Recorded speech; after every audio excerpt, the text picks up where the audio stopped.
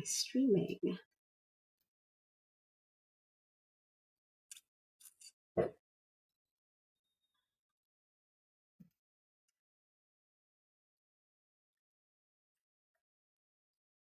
Hello.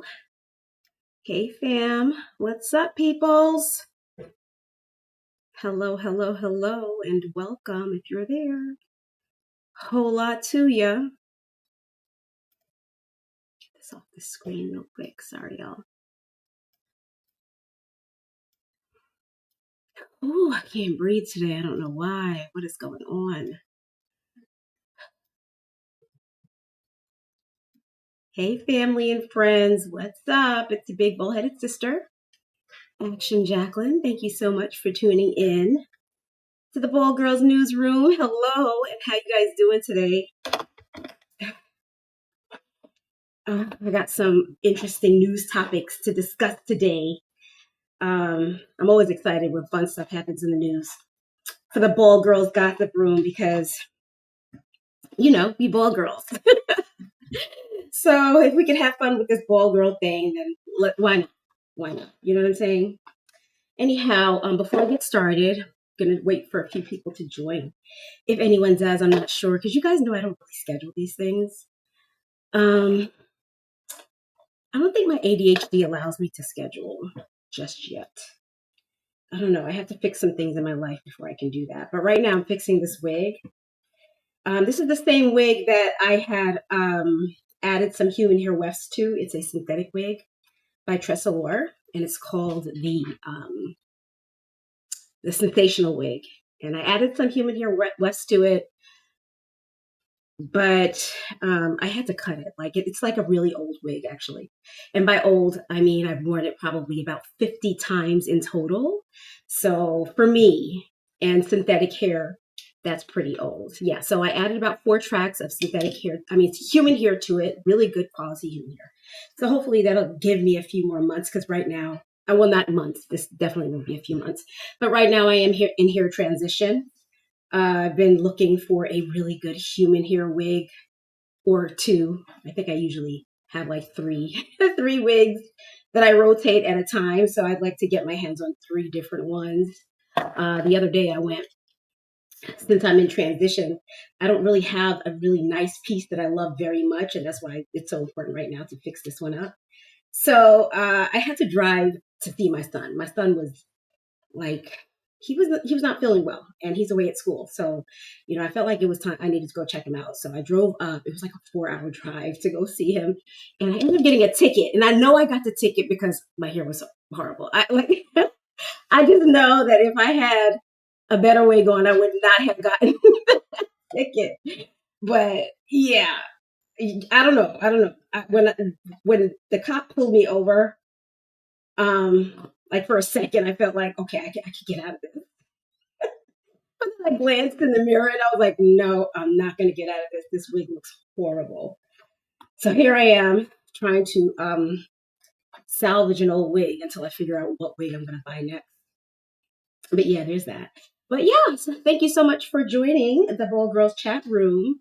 Today we're doing actually the Ball Girl News. So thank you for joining the Ball Girl Newsroom.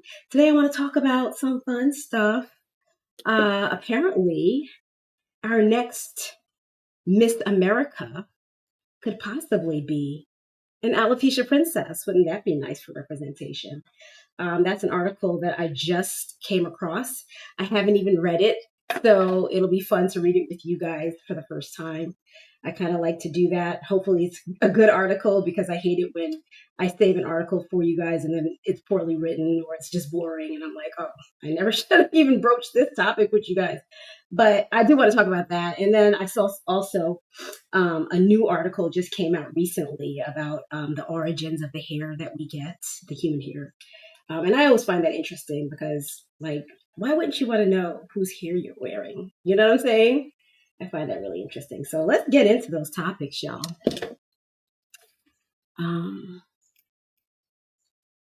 Make sure that we are all the way in. All right. So wait, let me show you guys this wig. Okay, like I said, this is the Tressalor sensational wig.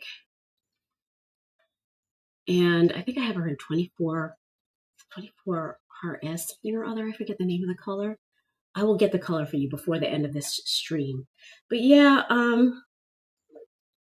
it looks all right for a 50-year-old wig. It looks okay. Today I took my thinning shears to it and I thinned out the crown because it was just really full and I felt like that was making it look a little fake. So I thinned that out a little bit. If you guys want me to show you how to do that, I will be glad to. I have another wig just like this that I plan on working on again. So make sure that you're following my page or subscribed if you're on YouTube. I am filming to both YouTube and TikTok today. So is this even on? Yeah. Okay. Yeah, this wig is okay. I don't like how it behaves after a long day, though, to be honest. We'll see how it behaves now that I've wefted in some human hair to it. It should behave better because now it's essentially a human hair blend wig rather than just a synthetic wig, which is always better. You know what I'm saying?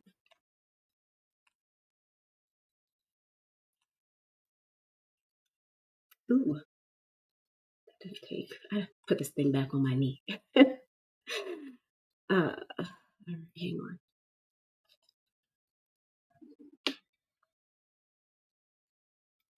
Did my husband just wake up? I think my husband just woke up. All right, let's talk about this news, y'all. Let's get into it.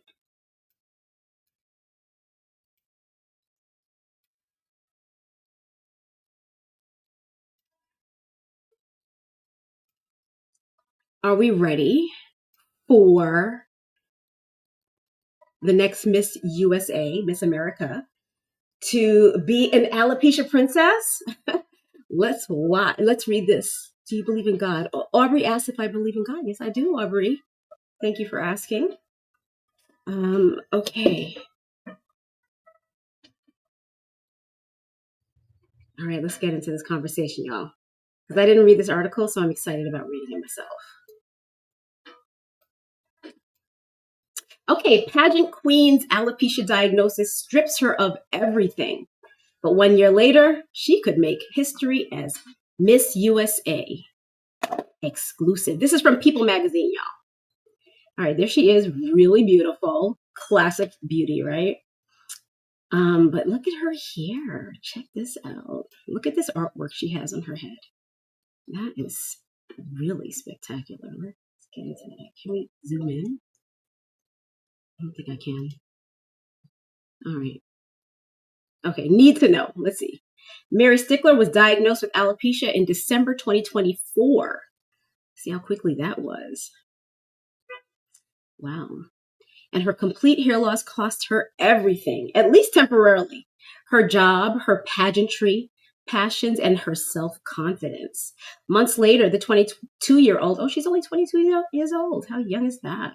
Months later, the 22-year-old decided to try to pursue her lifelong dream of competing in Miss USA, and she won a state pageant without disclosing her condition. On Monday, September 8th, Stickler revealed the reality beneath the wig. False lashes and false glam, and full glam, making her the first Miss USA contestant with a public alopecia diagnosis. Wow, this is something. Do you guys know? I don't know if you guys were following me a couple months ago when I reported on a certain country in Africa. I believe it. I forget the name of the country in Africa that banned wigs from all their pageants. I wonder how that would have played out if she was here, because accordingly, as you see, when she first ran for the pageant, she was in full glam with her wig on, and I think a lot of pageants are now banning hair pieces. So this is going to be interesting to read. All right. For months, Mary Stickler held on to what remained of her hair. Her mom begged her to shave the thinning patches and wispy strands to fully accept her diagnosis. There really was no going back, but for so long, Sickler couldn't bring herself to let go of her appearance, at least not at first.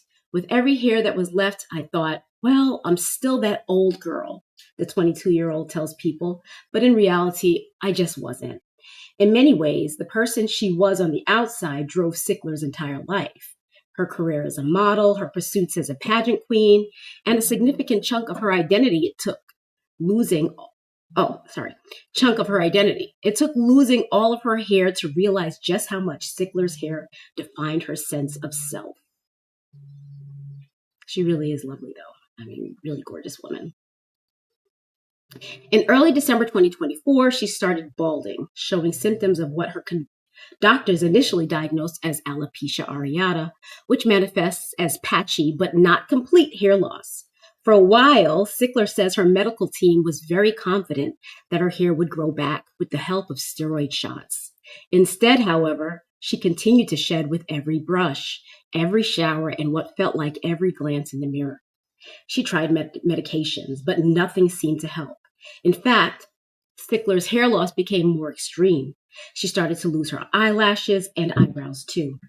Ultimately, the doctor determined that Sickler has alopecia universalis, which causes complete hair loss all over the body, just like your girl, y'all. The doctor basically said, I've tried everything I could, and that was like a dagger in my heart, she recalls to people months later. For months, there was always a light at the end of the tunnel, she says. She held on to the possibility that her appearance would return to the way it was before. That last doctor's appointment snuffed out that remaining glimmer of hope. I remember coming home and I looked in the mirror and I had never felt uglier, she continues. My hair was all in patches. My eyelashes were completely gone. I had no eyebrows and I honestly couldn't recognize myself anymore.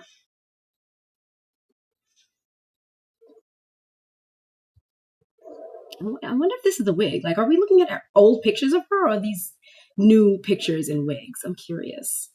Okay, tears drowned the following days. Sickler hadn't just lost her hair, she had also felt that her entire brand was taken away by alopecia. She'd been competing in pageants since the age of 10, and her modeling career was taking off dramatically before the diagnosis. Her last shoot was for a Louis Vuitton campaign. Wow. She was modeling for LVMH. How about that? Instead of disclosing her condition to her employer and circles of friends, Sickler pulled back from modeling with little explanation, thinking that the absence of her hair would certainly result in the loss of her contract. At that time, I thought, well, how could a model have no hair? How can anyone view her as beautiful without it? Says Sickler. However, with zero professional activity to show for several months, her contract was indeed revoked. It was kind of like the peak of my career, and then my hair loss got so bad that I wasn't able to work, she explained. I lost my income. Sickler even kept her alopecia a secret from her inner circles, too. Like her employer, her friends had no idea what was going on. Only her family knew what was happening underneath the wig, microbladed eyebrows and faux lashes. I didn't want anyone to see me with the patches of hair that I had. I didn't want anyone to see me without any eyebrows, says Sickler. I was scared to think that they wouldn't think I was beautiful anymore. Her depression was deep, dark, and long-lasting, fueled by her own inner critic and unrelenting thoughts of self-hatred. Months into her lowest point, she watched a Sunday Mass that happened to address hair loss. The priest told the congregation that balding isn't a person's fault, and those words resonated with Sickler on a level she hadn't even realized. In that time, when Sickler felt the ugliest, she blamed herself.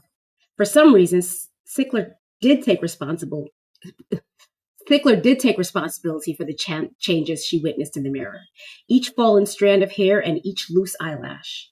After hearing that sermon, her mindset began to change. It wasn't her fault, and she could still be beautiful without hair. In fact, she could be so much more than her appearance. Without hair, she realized there is still room for kindness, intelligence, and worthiness. She wasn't ready to tell the world about her alopecia, but she was ready to regain her strength and step into a new sense of self. Sickler decided that her new start would take place on a stage. Ooh, look at that artwork on her head. Oh, she has it all throughout her body. That is nice. Oh my gosh, I need that. Somebody artwork me like that, y'all. She is giving me life. Mary looks gorgeous. Her pageant coach knew about Sickler's alopecia, and she urged her to wait a year before signing up for another competition. I think she was scared that I would walk into the pageant and see hundreds of really beautiful women with a full head of hair, and I wouldn't feel like I was beautiful, and I would constantly be comparing myself with them. Sickler explains of her coach's fears. But at that point, her understanding and definition of beauty had evolved, though she wasn't quite ready to reveal her alopecia. She adds, I think I wasn't ready to admit it to myself. I was still holding on to the girl that I used to be with a whole head of hair. Hiding wasn't an easy feat, especially given how intimate pageants can be at every stage of the day. I remember my roommate asked if I was wearing a wig, and I said no. And then other girls came up and asked me, because obviously in the pageant world, it became a rumor, says Sickler. I remember I went to sleep with two different bonnets on because I was scared that one would fall off, and then my roommate would see my head. Ooh, I feel that. I've done similar things. There was a lot of trial and error, trying to figure out how to best present myself. She had to apply two separate sets of lash sets in order to get her false eyelashes to stick without glue seeping into her eyes. And she wore a full lace 360 wig, which means that there's lace all around so you can glue it to your head everywhere, so that there's no chance of it moving, Sickler explains. Ooh, but look at those eyes. She placed as the first runner-up at Miss Texas USA in May 2025. But Sickler's competitive nature was too revved to stop pushing for her long-held dream of competing at Miss USA. She's competed at the state level for 3 previous years, but never made it to the national competition. This time, she knew would be different. All right, let me take a sip before I move on. The Miss USA organization allows contestants to compete in 2 state pageants per year. So Sickler decided to go out for Miss Nevada USA 2025 in July. Despite her drive and will to qualify for the national pageant, she still wasn't ready to speak on her alopecia, but her hesitation wasn't rooted in fear. I knew if I talked about it in the interview room, I would cry. And that wasn't the message that I wanted to send, she tells people. I wanted to send that I was strong, so I decided not to tell anyone. This summer, she prevailed. Sickler won the Nevada pageant, and she'll be representing the state at Miss USA. Ooh, the countrywide competition doesn't have a set date yet, but in the lead up, as she's been training to walk across the stage and dreaming of her glam, Sickler decided it was time to speak her truth. She revealed her alopecia to the world on Monday, September 8th, sharing the news in a series of social media videos. The demonstration of her confidence and bravery gave Sickler a new sense of purpose. She's now the first woman in a public alopecia diagnosis to become Miss Nevada, USA, and to compete at Miss USA. I'm a woman of faith. I believe that God was saving me for this moment. I competed 3 years. I was so close every single year, and I knew that when I would go, I would have this great story that I would be able to tell, she explains. I truly believe that this is the reason why God made me wait. He wanted me to go Miss USA and be able to inspire millions of women and men across the country, and that's why I decided to share it. Oh my gosh, I'm so touched by this story. She's so beautiful. Look at her in that dress and that makeup. Oh my God, it's gorgeous. Let's hear it for boy girl makeup, y'all. On a personal level, pageantry has given Sickler something she thought she may never again regain, or at least not this soon. In her full glam and fitted wig, she's happy to see her reflection. When she first put on her pageant glam, Sickler remembers feeling extremely comfortable, even before the world knew about what was missing underneath. I remember looking in the mirror and I told my makeup artist and I told my mom, I feel like me again, she tells people. I finally felt like I was stepping up and stepping into the woman who I used to be, but an even better woman now. She's even started her return to modeling, this time without keeping any secrets. She'll be walking a runway during New York Fashion Week, and she did a shoot for the NFL about a month ago. I still have one of my agents, and they somehow booked me. I emailed them, and I was like, hi, I'm going to be wearing a wig, just making sure that's okay. Because many jobs have told me no, she says, recounting her recent reentry into that professional space. They were so accepting. There's got to be a lot better word, but they were just okay with it, Sickler adds. They didn't bring it up one time the entire shoot, which was such a great job to be back for. On the other side of depression, fear, shame, and self-criticism, she's empowered to live in her truth and her beauty. Sickler says she did end up letting go of the little 50 hairs left on my head, the ones her mom had long urged her to shave off. She didn't need those wispies of her old self because they belonged to a different version of her, one that no longer fits into her current reality. I was still that same girl, but I was better. The Miss USA 2025 delegate tells People, I was more confident. I could look in the mirror and love myself no matter what I looked like. Beautiful. As she continues to prep for her Miss USA debut, Sickler remains thoughtful about her goal in standing up on that stage. She wants her story to reach anyone who has ever felt ugly and anyone who's ever worried that such a feeling could stand in the way of their dreams. It won't. I really believe that I'm living proof of that, she says. I lost all my hair and I definitely didn't think that I would be walking in the Miss USA stage without any hair. But I am, the model says. It took a long time to finally be able to see myself as beautiful. And I think that's the first step. I think if you see yourself as beautiful and you own it, then other people will too. Oh my goodness. I'm going to cry for the girl. I am definitely rooting for Mary Sickler, y'all. We will look forward to her competition. That is so good. That is so good. How do you guys feel about that? Sujan. Hi, Sujan. Aubrey Reed says, amen, sister. Hey, amen to you too, Aubrey. Thank you so much. Let me get into my TikTok. I'm sorry, y'all. I'm missing out here. Definitely missing out. Okay. All right. So that was a good story. Hopefully we will see an alopecia princess on the Miss USA stage. And it would be wonderful if that crown could be put on a beautiful bald head, just like mine. That would be fantastic, y'all. I really love that story. All right. So speaking of wigs, I also learned recently of a news article that came across my feed. I didn't exactly get into it. It might be a long one. It's kind of geeky too. Like, I don't know if you guys are interested in this sort of thing, but it's about where our hair is sourced from, the human hair that we wear on our heads so often. Y'all know, like, wigs have become very, very popular. And as you know, I am in the market for a wig. And to be honest, they are unbelievably inexpensive sometimes. I mean, not all the time. Some wigs are extremely expensive, but for what it is, I kind of wonder, like, whose hair are we wearing? And why is it so plentiful? Like, why are we able to get our hands on so much hair? I've talked about this before. I really do feel like the world should be saving the hair for girls like us, but I get it. Some of you guys just like wearing fake hair for the sake of having fun. I get that. But wowie kazowie, the amount of hair that is sold in this country and across the world is wild. So there was a article. I'm going to get into that one just now. Let me pull it up for you. Hang on just a sec.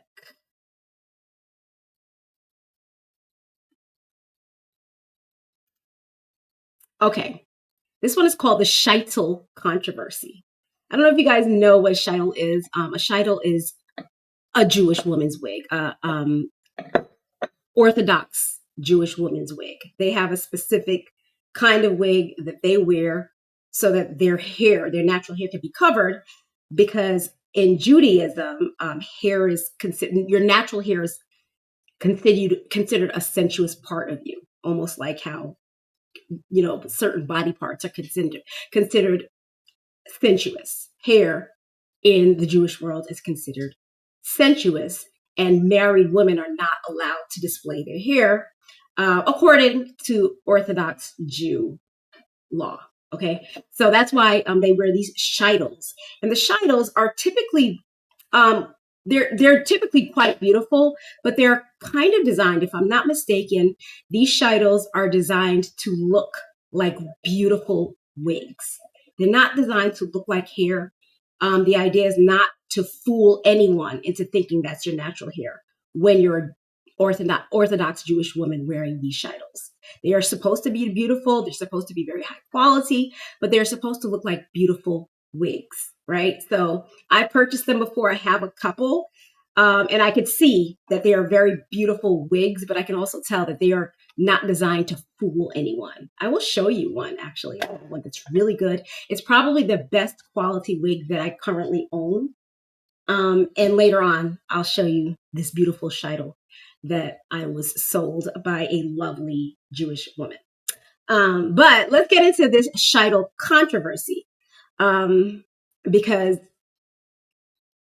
in addition to the wig being placed on a Orthodox woman's head for religious purposes, because it's put there for religious purposes, they require also that the hair be sourced ethically. And that might be hard to do at certain price points. You know, if you're not a wealthy Orthodox Jewish woman, you might not be able to afford, what's the word? You might not be able to afford ethically, what's that? I'm losing my words. Ethically sourced hair, because it's much more expensive, because by and large, the hair industry is a kind of unethical place, y'all. And that's what this article is about. All right, so I'm going to go ahead and read this. It was written by Rabbi Mordecai Frankel, and it was printed in the Star K. Okay, I don't want to bore you guys too much. But are you guys into this? Are you guys into this at all?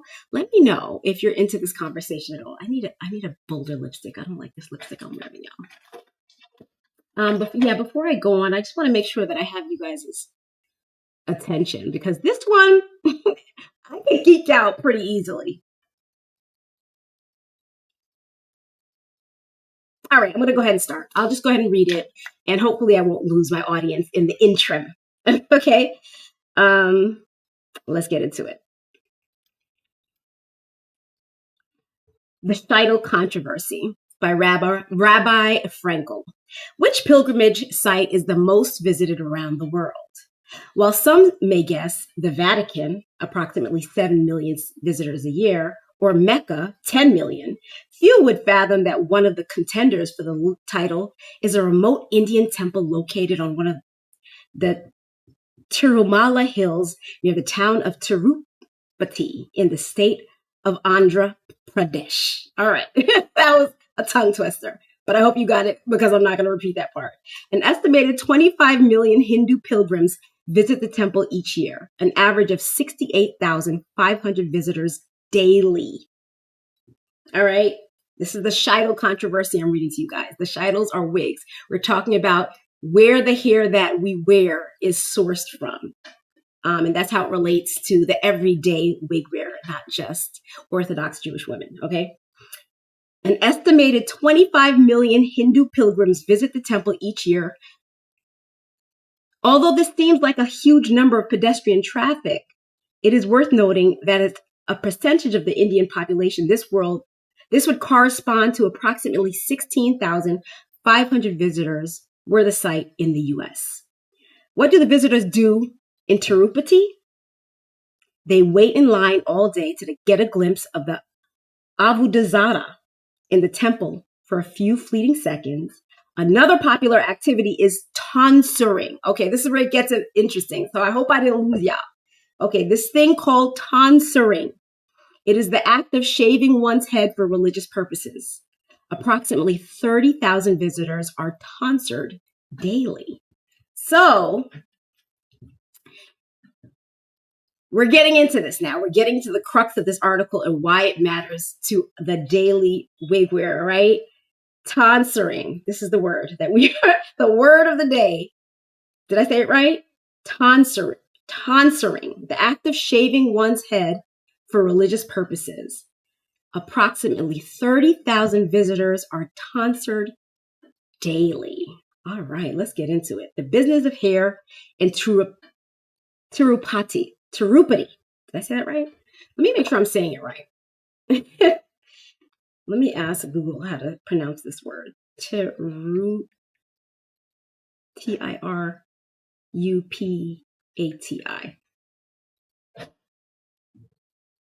Tirupati. And it's being extra slow right now. Stop.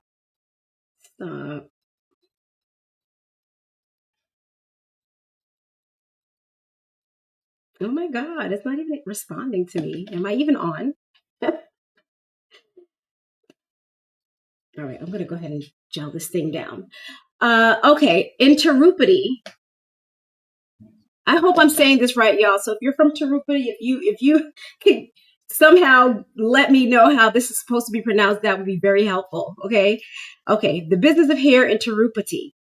Tonsuring is done on the temple grounds in a large building separate from the one housing the Abudazara.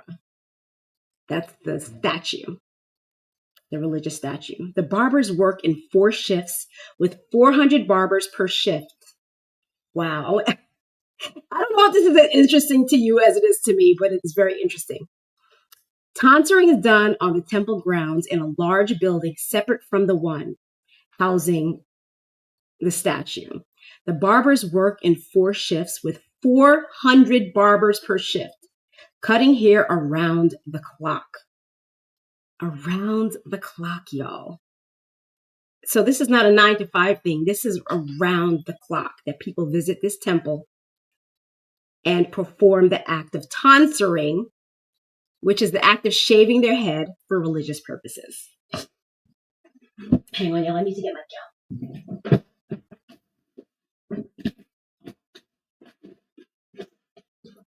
And naturally, it is not here.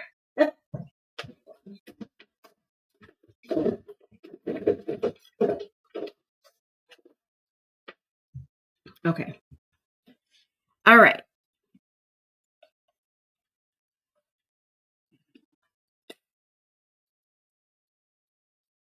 The temple collects the hair and sells it, earning more than $6 million per year. Can I read that again to y'all? Tonsuring, which is the act of shaving one's head for religious purposes, is performed by 30,000 visitors daily. The barbers work in 4 shifts with 400 barbers per shift, cutting hair around the clock. The temple collects the hair and sells it, earning more than $6 million a year. The shorn hair has a variety of uses, including, this is what they do with the hair. The extraction of amino acids, including L-cysteine, through hydrolysis for use in the cosmetics and pharmaceutical industry. Okay, so they extract amino acids from the hair. They mix the hair with fibers to create stuffing for use in mattresses, furniture, clothing, and the like. So some of the hair ends up in furniture and in clothing. It's woven to create weaves and hair extensions, which constitutes a surprisingly large industry. That's the one we're familiar with.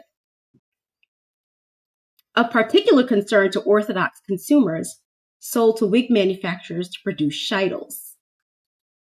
Okay, so this is the part that concerns the Orthodox consumers. This is so interesting to me. Y'all let me know if you're bored of this conversation, but don't leave. And if you do leave, make sure that you hit like and you follow my page or subscribe if you're on YouTube. The original Teshuvah of Harav al-Yashiv.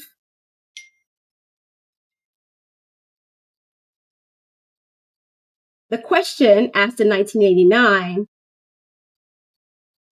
is a Jewish woman allowed to wear a sheitel possibly containing hair bought from that temple? Or should the temple here be classified as an offering that one is forbidden to have benefit from? See, that's the part that gets me as well, y'all. These people are shaving their heads for religious purposes, and then the religious institution is selling it for several $1,000,000 per year. How many $1,000,000? $6 million per year. I take issue with that as well. It's not. It's this. This is not. If you ask me, this is not just a concern of Orthodox women. This is also a concern of mine. I don't like it. I really don't like it. Of course, I need hair, and I'm not a wealthy woman, so I can't always afford to be picking and choosing about where my hair comes from. But this is interesting, y'all. To answer that question, it is necessary to know why pilgrims donate their hair at that temple.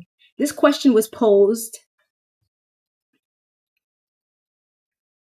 to Dr. Anand Mohan, a Hindu priest who teaches at Queens College, New York. My daughter. Oh, I should have said that. I have close relatives who attend Queens College. I am in New York, y'all. He explained that by shaving one's hair, a person surrenders his ego and vanity to the Avodah Zarah. Based on this explanation, Rav Eliashiv ruled that the Sheitels are permitted. He argued that the hair itself is not being offered to the Avodah Zarah. Tonsuring is an act performed prior to the viewing and worshiping of the Avodah Zarah and is intended to serve as a subjugation of one's ego. Okay, so it's not an offering to the idol. It is a surrendering of the ego. So we're buying people's ego, y'all. I don't know how I feel about that. This whole thing is wild to me. I'm sorry, I have to respond to this text.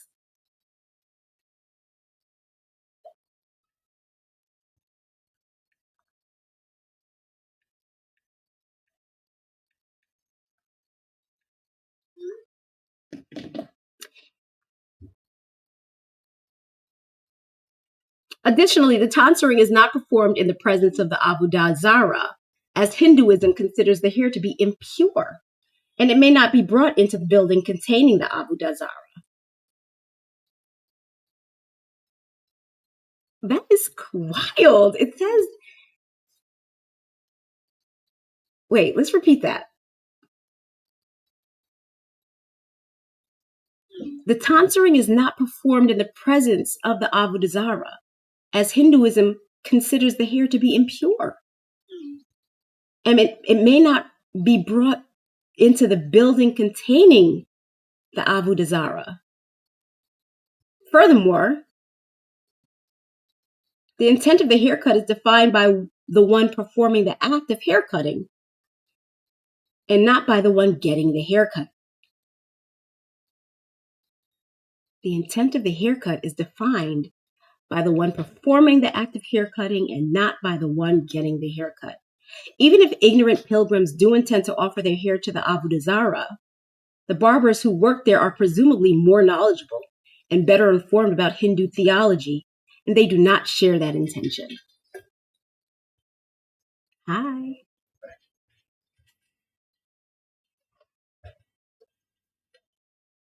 That is so interesting, y'all. I mean, we could, if you want, I can keep reading. I won't go on too long. I mean, this is not a Jewish channel, although if I could have it my way, I would read the whole thing. Because I find it so interesting.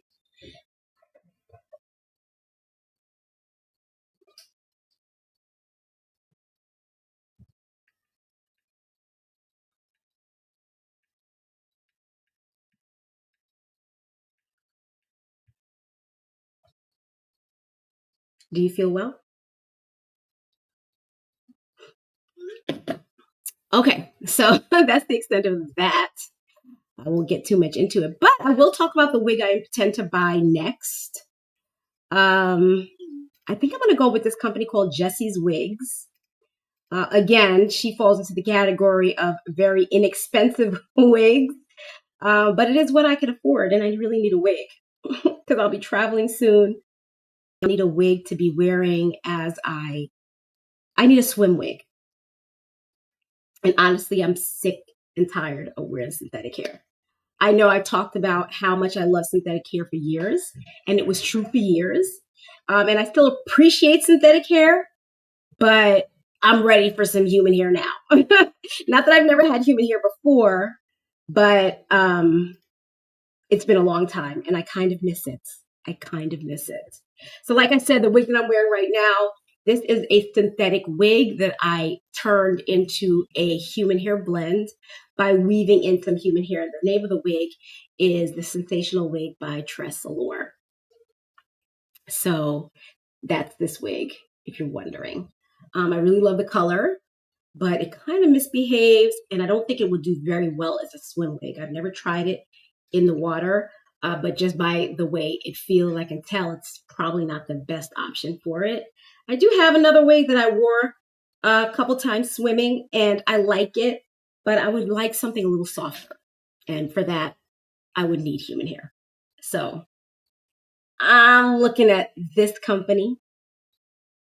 They seem to have pretty good reviews. I haven't checked them out on Trustpilot yet, or the Better Business Bureau.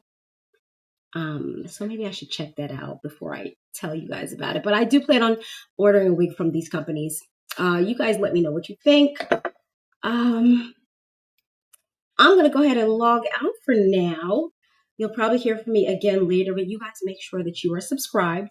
Make sure that you are following. Make sure that you like the video before you leave. Okay, guys? I love you so much, and we'll talk again soon. Peace. Mwah.